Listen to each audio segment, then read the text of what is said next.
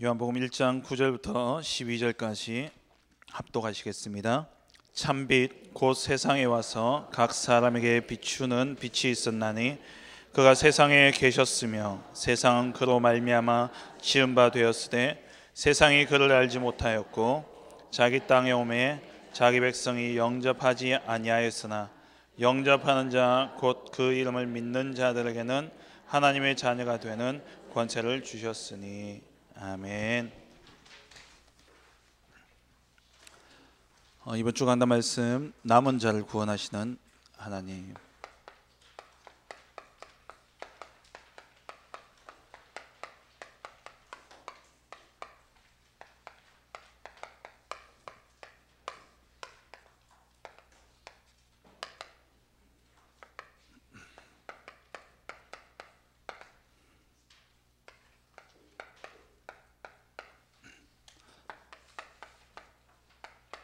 남은 자를 구원하시는, 남은 자를 반드시 구원하시는 하나님이라는 말씀을 받았죠.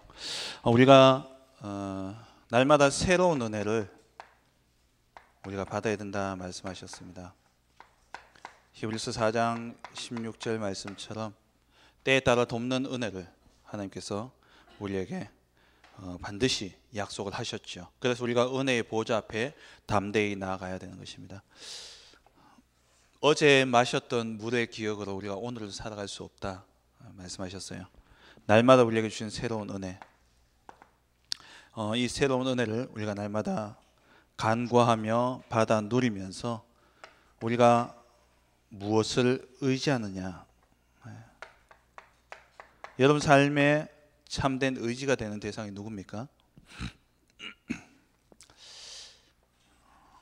이스라엘이 의지할 자를 의지하지 아니하고 의지하지 말아야 될 자를 의지했죠. 그 결과 이스라엘은 멸망하게 되고 또 남유다도 그러한 고통 가운데 빠지게 되어졌습니다. 오늘 우리가 하나님의 새로운 은혜를 간구하면서 우리가 오직 하나님만 바라보는 그러한 복된 은혜가 있기를 주의 이름 축원합니다. 먼저 첫 번째로 우리가 그리스도께 뿌리를 내리고 참된 응답을 누리자 말씀하셨어요. 그리스도께 뿌리 내리고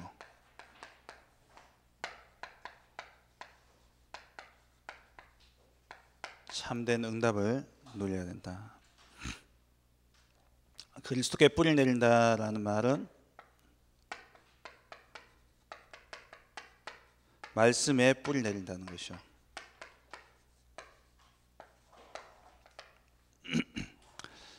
하나님의 성취되어질 약속의 말씀을 붙잡고 그 말씀에 우리가 깊이 뿌리 내리는 것, 그것이 바로 그리스도께 복음에 뿌리 내리는 것입니다. 이렇게 말씀에 뿌리 내리는 삶을 살게 될 때 우리에게 오게 되어지는 축복이 시편 1편 3절에 모든 것이 형통케 되어지는 이 축복이 오게 되어지죠. 시냇가에 심은 나무가 시절을 쫓아서 열매를 맺으며 그 잎사귀가 마르지 아니함 같이 그가 하는 모든 일이 형통하리로다. 우리가 말씀에 뿌리 내리고 말씀 따라가게 될 때 우리의 삶은 형통케 되어지는 줄 믿습니다. 창세기 13장에 아브라함이 하나님의, 창세기 12장에 하나님의 말씀을 따라서 갈대아 우르를 떠나서 가나안 땅으로 내려왔지만은 마지막에 정말 의지해야 될 분을 의지하고 의지하지 말아야 될 것을 의지하지 말아야 되는데 이 아브라함이 끝까지 롯을 의지했던 것이죠. 그때는 계속 고난이 왔지만 결국엔 이 롯을 14절에 떠나보낸 이후에 이 아브라함의 삶은 16절부터 18절까지 보면 단을 쌓고 하나님이 형통케 하시는 그러한 축복들을 주셨던 것을 우리가 볼 수 있습니다. 우리가 진짜 말씀에 뿌리 내리고 말씀을 따라가는 그러한 삶을 살게 될 때에 오는 응답이 형통케 되어지는 응답이죠. 두 번째 우리에게 주어지는 응답이 재앙이 없어지는 겁니다. 출애굽기 9장 26절에 하나님이 우박을 애굽 전역에 내리실 때에 고센 땅에만 우박이 내리지 않았어요. 그 10가지 재앙 중에 우박 이후의 모든 재앙은 사실 고센 땅은 비껴갔습니다. 하나님이 베풀어 주신 은혜죠. 하나님의 말씀에 뿌리 내리게 될 때, 하나님의 말씀 따라가게 될 때에 오게 되어지는 응답이 뭐냐? 재앙이 없어지는, 재앙에서 자유케 되어지는 그러한 축복이 임하게 되고요. 그리고 정말 말씀을 따라가게 되면 우리에게 주어지는 축복이 경제 축복이 온다 말씀하셨습니다. 사도행전 11장 28절에서 30절에 보니까 전역이 다 기근 때문에 고통당하고 있는데, 다 힘든 시간을 겪고 있는데, 안디옥 교회는 하나님의 말씀 따라 그리스도께 깊이 뿌리 내린 안디옥 교회는 경제의 축복을 받았을 뿐만 아니라 예루살렘 교회까지 살리는 응답을 누리게 되어졌죠. 역대상 29장 10절에서 14절, 다윗이 자기 때에 성전을 지을 수 없기 때문에 솔로몬을 위해 가지고 성전 지을 수 있는 모든 준비를 다 마치려고 하나님 앞에 헌물을 드리기 시작했는데, 그때 이스라엘 모든 백성들도 다 자원하는 마음으로 하나님께 드렸어요. 차고 넘치는 은혜가 임했던 것이죠. 모든 것이 하나님께로부터 말미암습니다. 빌립보서 4장 19절에 하나님이 우리를 쓸 것을 풍성하게 채우시는 은혜가 우리에게 임하게 되어지는 것이죠. 정말 그리스도 복음에 완전히 뿌리가 내린다, 말씀 따라가는 삶은요, 모든 일이 형통케 되어집니다. 근데 이 형통을 요래 보면은 세상 축복하고 똑같아 보이죠. 그렇게 착각하시는 분들이 많이 계셔요. 형통은 뭐냐? 사전적인 의미가 모든 일이 뜻대로 계획대로 잘 되어지는 게 형통입니다. 근데 여기서 중요한 게 왜 말씀의 뿌리가 안 들려져야 되냐? 형통의 주어가 내가 되면 안 되는 거예요. 내 뜻대로 내 계획대로 되어지는 걸 형통이라고 사람들이 생각을 합니다. 우리가 말씀 속에 들어가게 될 때에 주인이 바뀌어지고 그리스도께 뿌리 내리게 될 때에 우리의 주인과 주어가 바뀌어지니까 내 뜻과 내 환경과 내 상황과 내 현실은 비록 그럴지라도 하나님의 계획 안에서 보니까 이게 언약의 여정이구나, 하나님이 나의 인생을 하나님의 뜻과 계획 속에 온전히 이루어 가시는구나 라는 것들을 깨닫게 되어지니까 비로소 형통하다라고 고백할 수 있는 거예요. 솔직히 딱 깨놓고 여러분들 지금 현실과 상황 봤을 때 세상적인 기준에서 형통합니까? 근데 하나님의 뜻과 계획 안에서 봤을 때, 우리 대지 끝에 목사님 말씀하셨잖아요. 이게 3번에 2번은 조금 이따 하고요. 믿음의 분량대로 이야기하시면서 결국에는 빌립보서 2장 13절에 자기의 소원대로, 자기 깊으신 소원대로, 깊으신 뜻을 위하여 우리 안에 소원을 두고 행하신다 말씀하셨어요. 그 소원대로 이루어지는 것, 이 소원을 보지 못하니까 형통하지 않은 거예요. 일이 잘 돼서 형통이 아니라 하나님이 이루어 가시는 뜻과 계획을 보니까 형통한 겁니다. 그래서 우리가 그리스도께 말씀에 깊이 뿌리를 내려야 되는 것이죠. 말씀에 깊이 뿌리 내려지게 되면 분별할 수 있는 눈이 열려지죠. 버릴 것과 취할 것을 깨달아 알게 되어지고, 올바르게 분별해서 하나님의 것을 선택하는데 이 하나님의 것으로 세상 살리는 축복이 임하게 되어지는 겁니다. 창세기 14장에 아브라함이 조카 롯이 소돔과 고모라 성에 전쟁이 일어나가지고 끌려가게 되죠. 포로로 끌려갔을 때에 아브라함이 가병 318명을 이끌고 가서 전쟁에 승리하고 돌아올 때 이 소돔 왕이 멜기세덱하고 같이 나와서 이제 아브라함을 맞이하는 겁니다. 오는 길에 아브라함이 그 10분의 1을 멜기세덱에게 드리고, 그리고 와서 이제 전리품과 사람을 다 돌려보내려니까 소돔 왕이 사람만 내게 보내고 물질은 다 네가 가져라 이야기하죠. 그때 이 아브라함이 뭐라고 이야기합니까? 내가 너 때문에 부자 됐다는 이야기를 듣기 싫다. 그러면서 하나님 앞에 또 소돔 왕 앞에 딱 믿음의 결단을 하고 물질을 다 돌려보냅니다. 그러고 난 다음에 창세기 15장에 딱 넘어가면 하나님이 밤에 환상 중에 나타나셔서 아브라함에게 뭐라고 이야기하시냐? 두려워하지 마라. 내가 너의 큰 상급이고 내가 너의 방패다 라고 말씀하셔요. 내가 갚겠다라는 거죠. 결국 이 아브라함은 세상의 것이 아닌 하나님이 주시는 복으로 세상 살리는 그러한 축복을 받아 누렸습니다. 히브리서 11장 24절부터 26절에 모세가 바로 공주의 아들이라 칭함을 받기를 거절하고 하나님의 백성과 함께 고난받기를 잠시 죄악의 낙을 누리는 것보다 더 좋아했다 말씀하죠. 그 이유가 상 주시는 이심을 바라봅니다. 하나님이 상 주시는 이심을 그리스도께 말씀에 깊이 뿌리 내리게 될 때에 정말 의지해야 될 것이 무엇인가, 우리가 취해야 될 것이 무엇인가가 보여집니다. 그렇게 바르게 선택하게 될 때에 하나님 주시는 그 축복을 가지고 뭐하냐, 세상 살리는 응답을 누리게 되어지는 것이죠.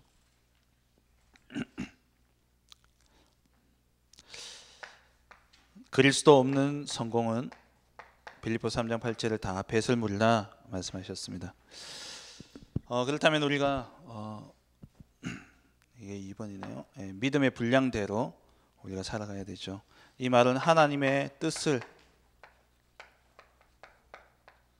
뜻과 계획을 발견하는 것을 이야기합니다. 참된 응답은 어디서 시작되어지느냐? 하나님의 뜻과 계획을 발견하는 데서부터 시작되어지죠. 성도님들이 갑자기 이렇게 변하시는 때가 있어요. 보면은 이제 사역자로 사역하다 보면은 성도님이 이렇게 싹 변할 때가 있어요. 제자로. 그때가 언제냐? 갑자기 남편이 돈 잘 벌어와서 그때가 아니고요. 갑자기 건강이 좋아져서가 아니라 하나님의 이면계약을 딱 찾았을 때, 아, 내가 남은 평생 이거 해야 되겠구나. 그거 딱 발견하고 나니까 없던 힘이 생기고 없던 다리에 힘이 생기고요. 그러면서 막 말씀과 기도 속에 더 들어가면서 하나님 주신 힘을 얻게 되는 걸 보게 되어져요. 뭐냐? 우리에게 중요한 것은요, 하나님의 뜻과 계획을 발견하는 것. 이게 가장 중요한 겁니다. 아수르가 뭘 몰랐냐? 자기가 이렇게 강한 나라가 되어졌다는 것이 하나님의 계획인지 몰랐어요. 그래가지고 교만하게 되어진 거죠. 그래서 결국 해초리는 부러지고 불에 살라지는 그러한 결과가 오게 되어지죠. 아하스 왕 때에 아수르가 막 강국으로 컸잖아요. 그렇게 커가지고 이스라엘도 무너뜨리고 북이스라엘도 멸망시키고 그리고 아랍 나라도 멸망시키고, 그리고 지난주 우리 강단 말씀에서 보았듯이 이게 이제 유다에 물이 넘쳐 흘러가지고 유다의 목까지 차게 되어지는, 그러니까 유다 백성들, 유다 나라 아하스 왕의 목을 쬐는 상황까지 오게 되어진 겁니다. 그 정도로 강대국이었는데 그 뒤에 아하스 왕이 죽고 다음 왕이 누굽니까? 히스기야. 이 히스기야가 왕이 되자마자 정말 의지해야 될 것을 의지하게 된 거죠. 하나님을 의지하고. 그래서 조공을 끊어버립니다. 더 이상 아수르의 계로 내가 살지 않겠다. 그래서 조공을 끊어버려요. 우상을 다 부숴버리고. 그리고 난 다음에 그럼 아수르가 가만히 있습니까? 어쭈 이게. 그래가지고 아수르 왕이 사네립이 18만 5천 명을 이끌고 쳐들어온 거예요. 사람이 순간 당황할 수는 있어요. 위험을 닥치면은 순간 옛것이 나올 수 있다니까요. 그러다 이 히스기야도 순간 옛것이 나와가지고 나라에 있는 모든 금딱지들 다 주고, 심지어 솔로몬이 그 성전 지을 때 벽에 발라놨던 금까지 다 끌고 가지고 줬잖아요. 그런데도 안 되는 겁니다. 그때 히스기야가 어떻게 합니까? 그 편지를 들고 성전에 가서 밤새 기도하죠. 그날에 일어났던 역사가 18만 5천 명이 하룻밤에 다 죽어버려요. 아수르 왜 망했냐? 그래서 망했어요. 정예부대 18만 5천 명이 하룻밤에 다 죽어버린 거예요. 우리나라 60만 군대입니다. 3분의 1이 하룻밤에 전멸해버리면 쫄딱 망하는 거죠. 아수르가요, 역사상 가장 빨리 제국을 이루었고 가장 빨리 망한 나라로 기록에 남았는 거예요. 왜 그러냐? 히스기야 때문에.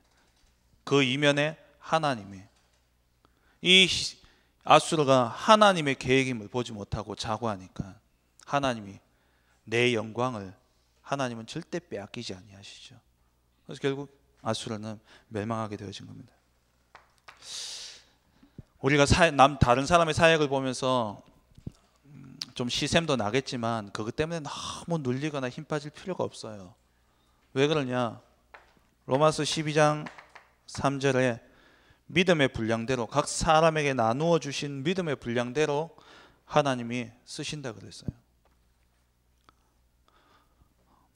그럼 세계복음화라는 그림이 완성되어지기 위해서는요, 저도 이렇게 늘 비교의식이 많고, 그래서 거기에서 자존감을 찾고 그랬었거든요.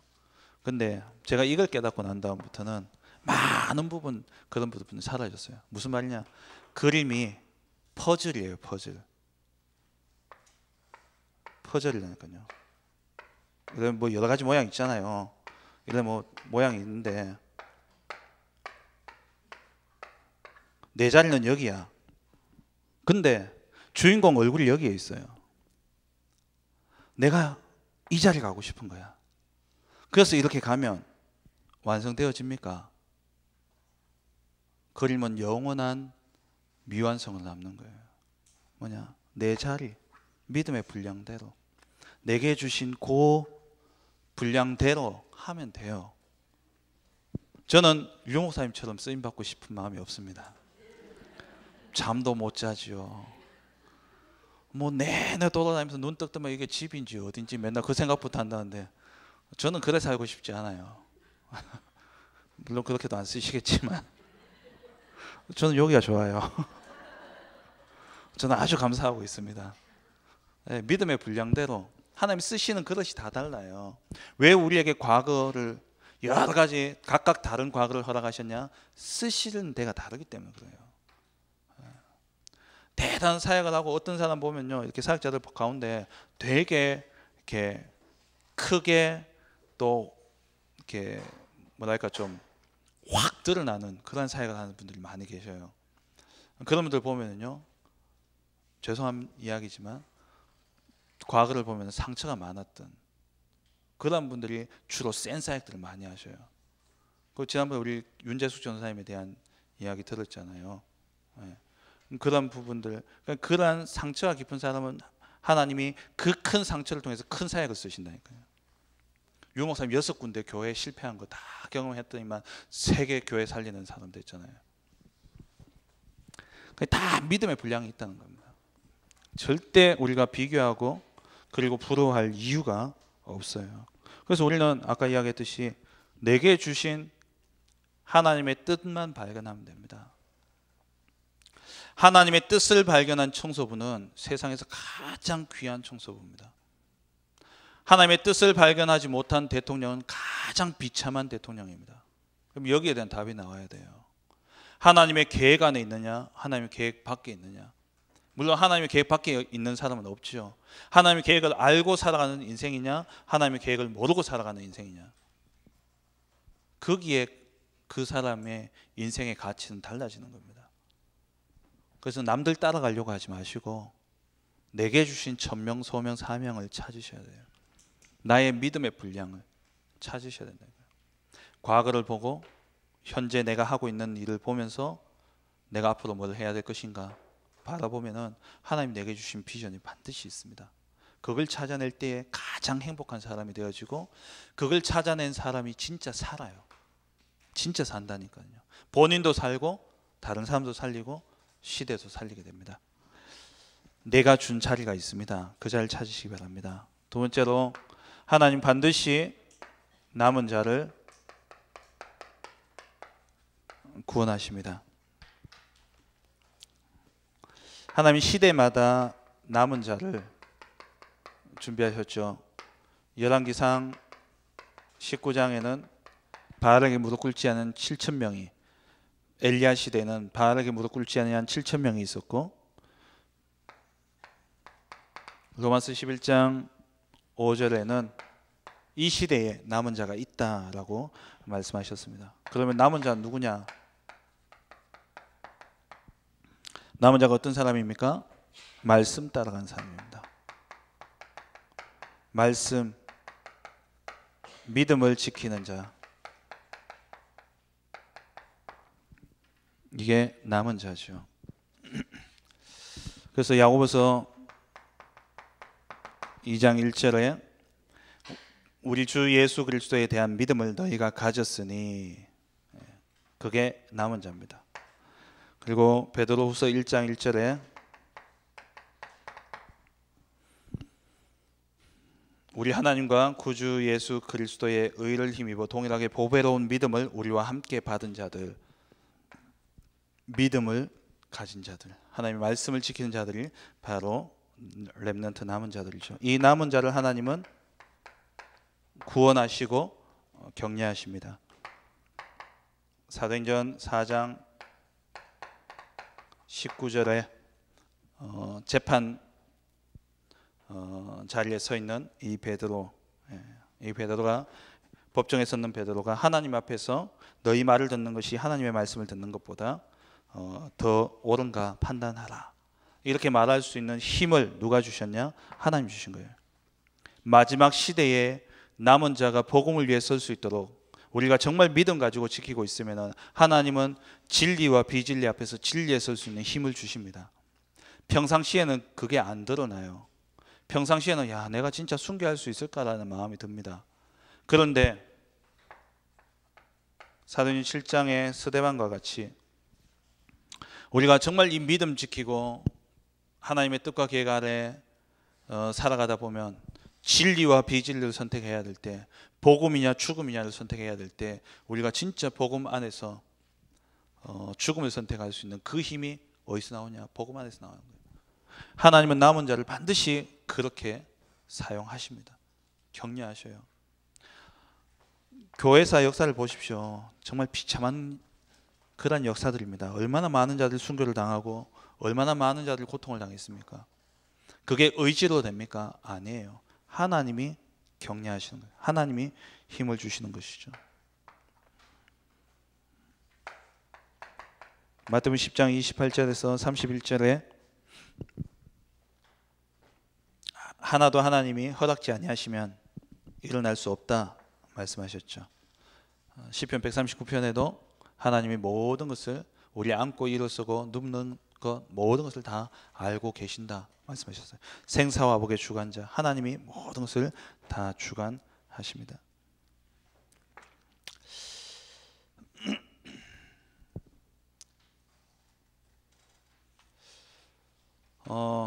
예. 그래서 결론적으로 이번 주에 말씀 딱 붙잡고 우리가 해야 될, 정말 그리스도께 뿌리를 내린다면 참된 응답이 오고, 그리고 그 믿음의 분량 안에서 우리가 남은 자의 축복을 누리게 되는데, 이 모든 축복을 누릴 수 있는 방법이 뭐냐? 사모누립니다. 꼭 실천하셔야 돼요. 지난 핵심 때였죠. 류 목사님이 40일 정식기도 이야기를 하셨어요. 정말 우리가 사모노를 통해서 하나님과 함께하는 이 임마누엘의 비밀 속에서 하나님 주시는 응답을 누리고 이 일에 정인되어지는 정말 남은 자의 축복 누리는 복된 은혜가 있기를 주의 이름으로 축원합니다. 우리가 신앙생활을 하고 또 사역을 할 때에 중요한 방향을 놓쳐서는 안 되죠. 우리가 방향을 놓쳐서는 절대 안 됩니다. 그러면 우리가 자꾸 말씀을 이렇게 쭉 따라가다 보면은요, 길을 잃고 눈앞의 것만 쫓아가는 경우가 많이 있어요. 그러다 보면은 큰 걸 놓치게 돼요. 사역을 함에 있어서 사역도 마찬가지고 신앙생활도 마찬가지죠. 구원받고 신앙생활이 뭡니까? 구원받고 누리고 증인되는 게 신앙생활입니다. 이게 다예요. 그러면 이걸 조금 다른 말로 진짜 구원에 대한 이 축복이 무엇으로? 말씀으로 계속 확인이 되어지고요. 그리고 이 구원의 축복을 기도로 누리고 전도의 삶을 사는 겁니다. 그래서 우리가 3오늘을 하는 거예요. 말씀과 기도의 전도. 여러분 권찰 사역을 하시면서 우리 구역원 한 사람 한 사람들을 이 방향 속에서 꼭 기억해야 될 방향입니다. 개인화, 교회와 현장화예요.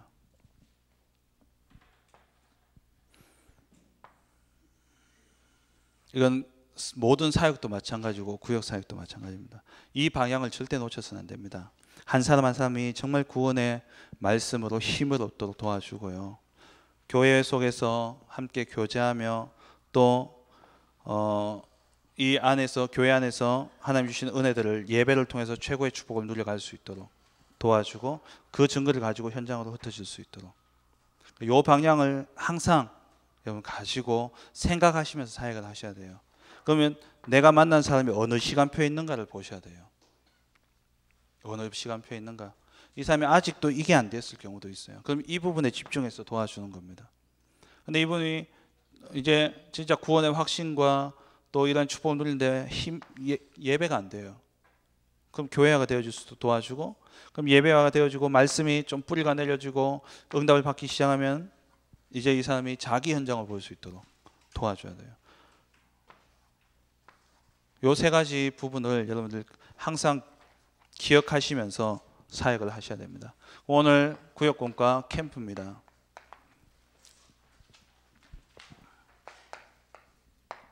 요한복음 1장 9절에서 12절이죠.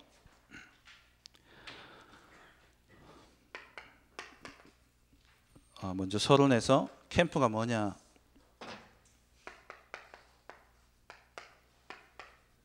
캠프는 흑암 가득한 세상 가운데 빛을 비추는 거죠.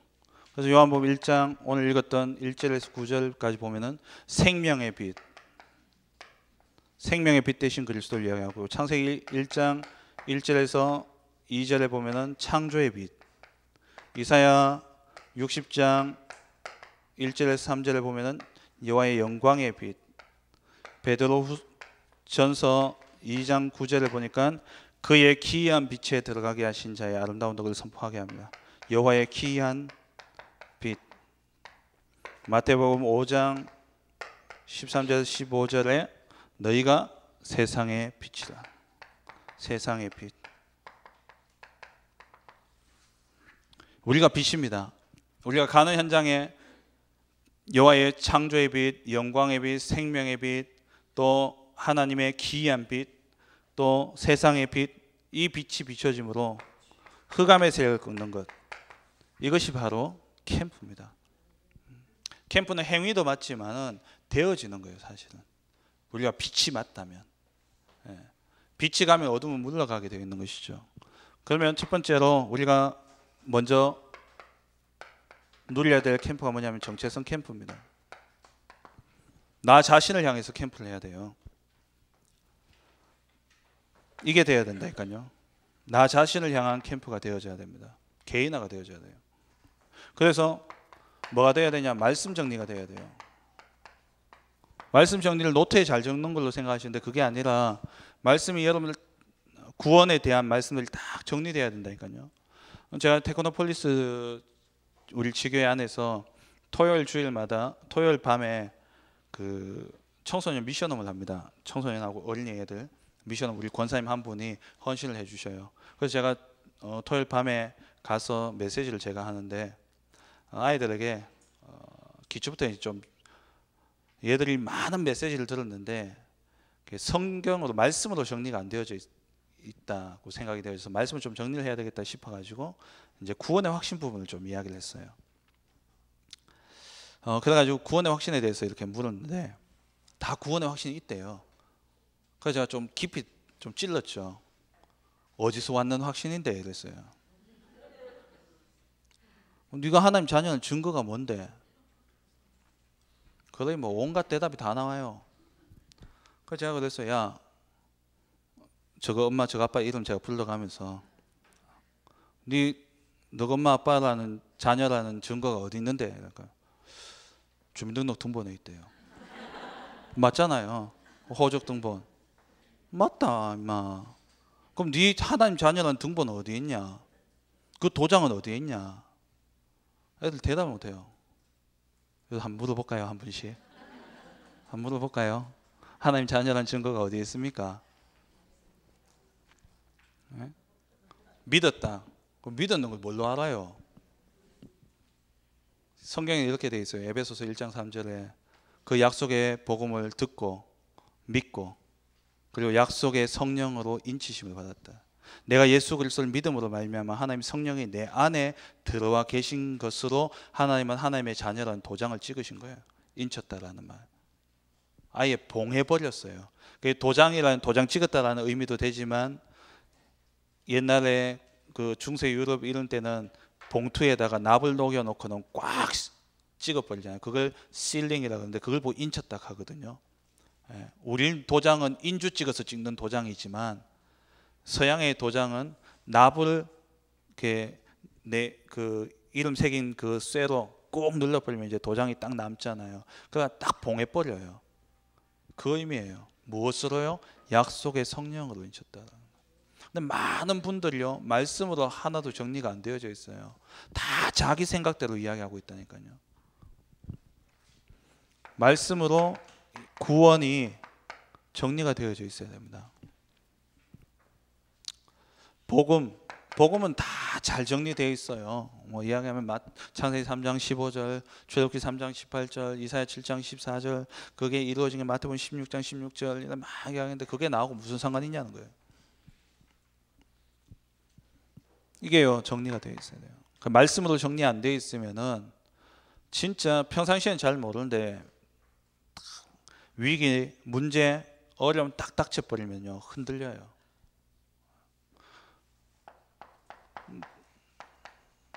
그리고 기도가 정리되어져 있어야 됩니다. 기도 정리가 되면 기도 제목을 떠올리는데 이번 새가족 수련회 목사님 말씀하셨던 것처럼 응답보다 더 중요한 게 뭐냐니까 상태예요. 응답이 올 수밖에 없는 상태가 돼야 됩니다. 우리 뉴스 보다 보면 많이 나오는 뉴스 아닙니까? 복권 당첨된 사람들을 이렇게 조사해 보니까 그 부를 10년 이상, 5년 이상 유지한 사람이 거의 잘 없어요. 다 사기당하거나 어디 투자해서 날려먹거나 겨우 남겨놓은 사람들은 뭐냐 그냥 은행에 넣어놨는 사람들. 뭐냐 부를 가꿀 능력이 안 된 상태가 안 되어 있는 상태에서 부가 주어진다면은 오히려 더 큰 재앙을 먹는 거예요. 거기다 도박하거나 이런 데로 빠졌다 그러잖아요. 응답 이전에 영적 상태가 돼야 돼요. 기도 제목 이전에 진짜 복음 누림이 먼저 되어져야 됩니다.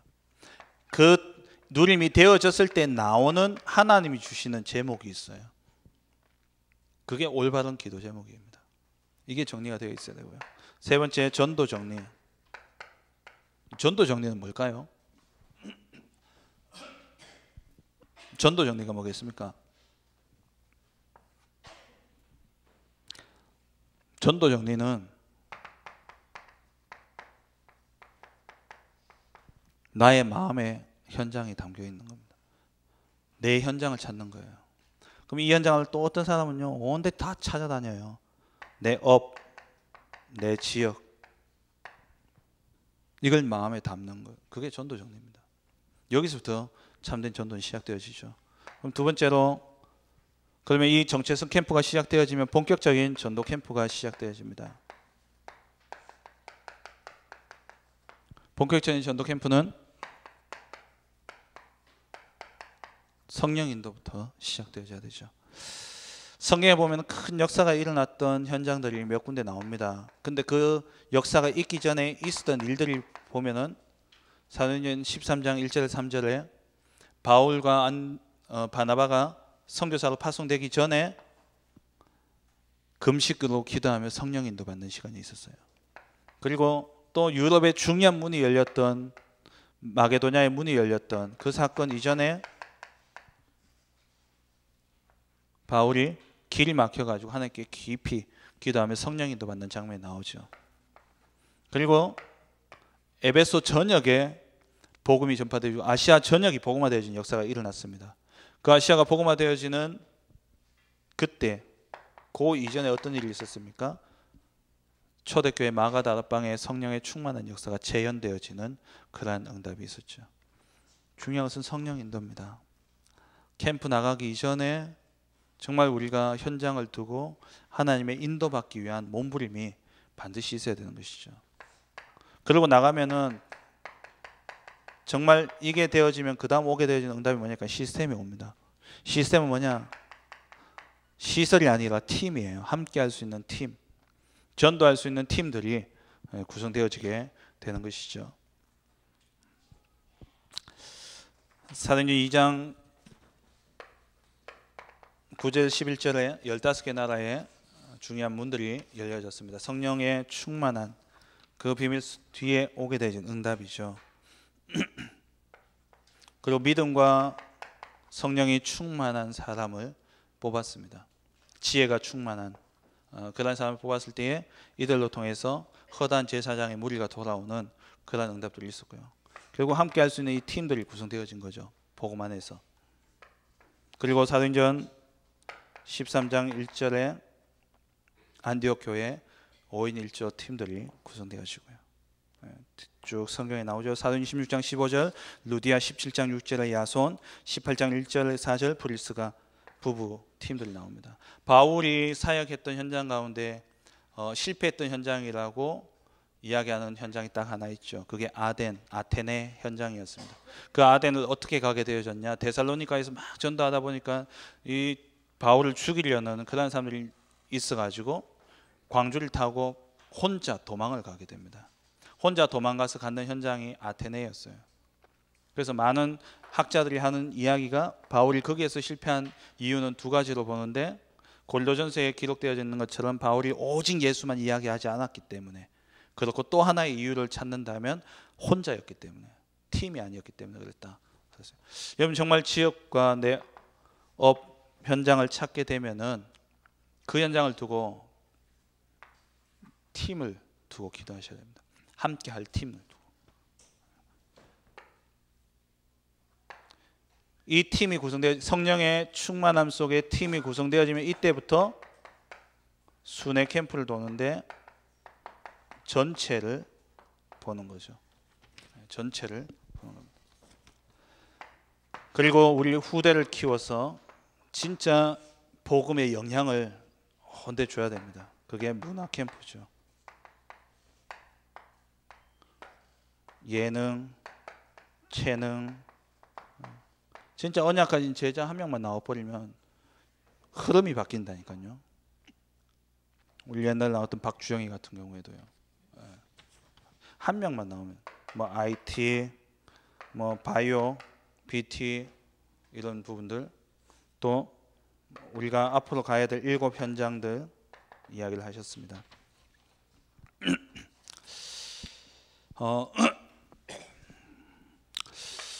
결론적으로 여러분들이 지교를 하시고 계시잖아요. 구역과 함께 연계되어져 있는 지역 지교회들이 있는데, 캠프의 제일 첫 시작은 사실 이전 캠프, 우리가 이전 캠프라 그러잖아요. 이전 캠프는 일단 마음에 여러분 현장이 담겨야 됩니다. 늘 그 현장이 전도의 생각으로 현장이 보여져야 돼요. 그게 안 되면은 사실 캠프는 시작도 못 하는 겁니다. 그 마음을 담고 기도하면서, 두 번째는 뭐냐니까 다른 시스템을 찾으셔야 돼요. 분석이죠. 그 사람에 대한 분석을 한번 해보세요. 제가 지구에 가는 곳마다 조금 이야기를 하는데요. 구역 식구들 명단 놓고 조금만 연구해 보시라니까요. 그러면은 다른 시스템들이 보여져요. 아, 이 사람이 이런 부분에, 이 현장에, 아, 이 사람 가진 달란트가 이런 게 있구나. 그러면 그걸 활용할 수 있는 그러한 시스템들이 보여집니다. 맨날 모여가지고 같이 앉아가 말씀, 기도, 전도 포럼, 제일 중요한 포럼만 하고 끝나버리잖아요. 그리고 그 사람들 두고, 진짜 현장을 두고 사람에 대한 포럼을 좀 하시라니까요. 사람에 대한, 구역 안에 있는 사람에 대한 포럼을 좀 하세요. 이 사람이 이번에 이런 일이 있었다더라. 이 사람이 이번에 뭐 이런 직장으로 갔다더라. 이 지역에 누가 이사 왔다더라. 그것만 조금 해도요, 하나님이 예배하신 다른 시스템들이 보여집니다. 그리고 가능하면 뭐 되면 시설 캠프도 필요하겠죠. 그리고 이게 준비되었을 때 이제 현장 캠프로 인도받는데, 현장 캠프는 가서 얼마만큼 영접되어지고 다락방이 되어지느냐, 그것도 중요하지만 현장 캠프 때 뭐가 나와야 되냐, 그러니까 후속 시스템이 구비가 되어야 돼요. 그 말은 중직자 혹은 그 현장에 중직자와 교역자가 파송되어져야 돼요. 현장 캠프 때는. 왜냐하면 그 한 번 캠프하고 끝날 게 아니기 때문에, 지속해야 되기 때문에 지속할 사람을 세워놓고 나와야 됩니다. 그리고 세 번째, 이후 캠프. 이 사람들 세워지면 이 사람 중심으로 계속해서 뭐하냐, 말씀 운동 하는데, 말씀 운동 지속하면 반드시 오게 되어진 응답이, 치유의 역사가 일어나고 서밋의 응답이 오게 되어 있어요.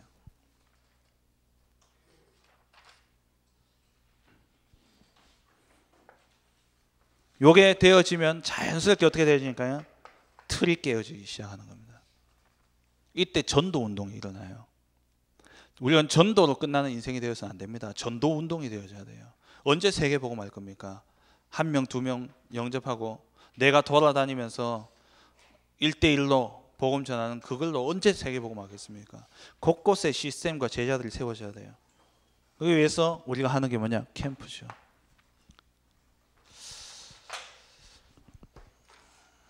내가 먼저 힘이 있어야 됩니다. 정체성 캠프. 정체성 캠프가 이전 캠프, 내 마음의 현장에 담는 거. 내가 진짜 복음 받고 은혜 누리고 힘을 얻기 시작하면은 내가 마음 담을 현장이 보여집니다. 그 현장을 두고 조금만 기도하고 생각하면은요, 많은 다른 시스템들이 준비되어져 있어요. 의외의 만남들이 막 일어나기 시작한다니까요. 그러면서 함께 할 수 있는 팀들이 구성되어져요.